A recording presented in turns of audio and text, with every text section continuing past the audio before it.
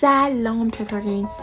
من یه میکاپ دیجیتور کردم، چیا رو زدم. شاید شما هم دوست داشته باشین که همچین میکاپی داشته باشین. این زرده که کشیدم این مداده از برند شیگلمه، خوب بود.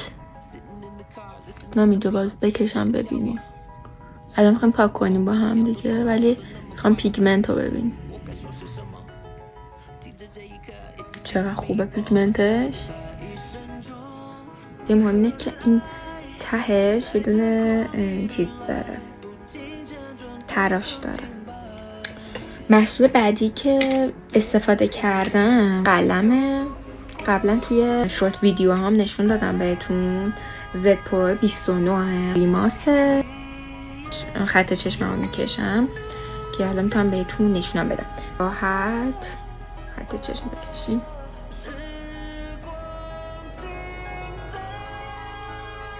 اینجا پیگمنتی داره.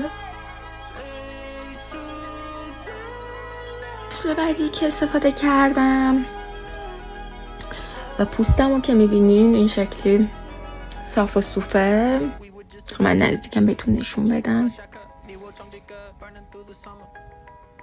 اینقدر صاف و صوفه بدون هیچ فیلتریه. میبینین اگه فیلتر بود میپرید دیگه. هیچ فیلتری نیست. این محصوله قیمتش مناسبه. این کانسیلر تینتی که میزنم روی گونم و روی لبم این تینته، این برنده. دیسکریپشن میذارم محصولاتی که استفاده میکنم توی این ویدیو رو تو دیسکریپشن میذارم، یعنی محصولاتی هم که دارم بهتون معرفی میکنم. میخوام من روتین پوستی برم، ولی الان دارم محصولاتی که میکاپ باش کردم بهتون نشون میدم. تا رو استفاده کردم، اینو استفاده کردم، زدم. مهم ریملی که زدم اینه از برند اسمش باکس، خیلی خوبه. چی که ازش استفاده کردم و میکاپمو زدم. این برند از این براش از ریل تکنیکه، معروف شد یه مدت این براش ها. من میخوام بگم که ببین، نکته اصلی این که ما پوستمون صاف و خوب باشه این نیستش که ما محصولات میکاپیمون خوب باشه. شما محصولات زیرساز پوستتون و روتین پوستیتون باید خوب باشه که این پوست خوب بسازه. یعنی زیرساز خوب داشتن این پوست رو میسازه. من میخوام میکاپمو پاک کنم، با هم بریم که میکاپمون رو پاک کنیم.